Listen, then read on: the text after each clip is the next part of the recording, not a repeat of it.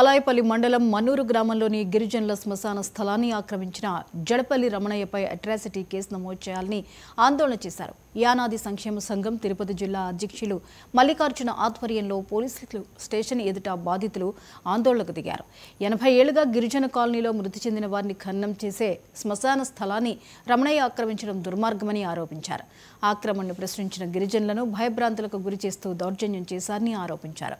శ్మశానం ఆక్రమించినందుకు కులం పేరుతో దూషించినందుకు రమణయ్యపై ఎస్సీ ఎస్టీ అట్రాసిటీ కేసు నమోదు చేయాలని బాధితులు డిమాండ్ చేశారు.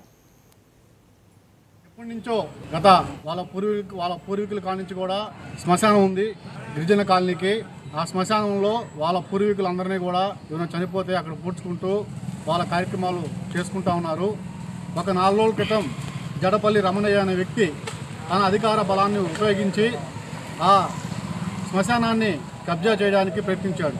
ఆ ప్రయత్నించే క్రమంలో ఒక 50 సంవత్సరాల చెట్లు, నేరేడు చెట్లు, వేప చెట్లు కొట్టేసుకొని అక్రమంగా అతను తరలించుకొని పోతూ ఉంటే ఈ విషయం స్థానిక గిరిజనులకు తెలిసి ఇదేందయ్యా ఇది లక్ష్మయ్య మన్నూరు గ్రామం బాలాయపల్లి మండలంలో మా శ్మశానం వాళ్ళు కబ్జా చేసుకొని చెట్లు నరుక్కుంటా ఉంటే మేము అడిగితే మీరు ఏమైనా చేసుకోబోండి అని మాకు చెప్పని వచ్చింది. అదేమనంటే సోలార్ కూడా పెట్టాడు.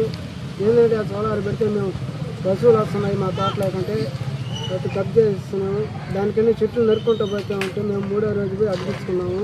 ఇంకా దానికి కొట్టబాకంటే ఏమన్నా చేసుకోబో అని చెప్పుకుంటున్నాను. లక్ష్మయ్య మన్నూరు గ్రామం బాలాయపల్లి మండలంలో మా శ్మశానం వాళ్ళు కబ్జా చేసుకొని చెట్లు నరుక్కుంటా ఉంటే మేము అడిగితే మీరు ఏమైనా చేసుకోబోండి అని మాకు చెప్పని వచ్చింది. అదేమనంటే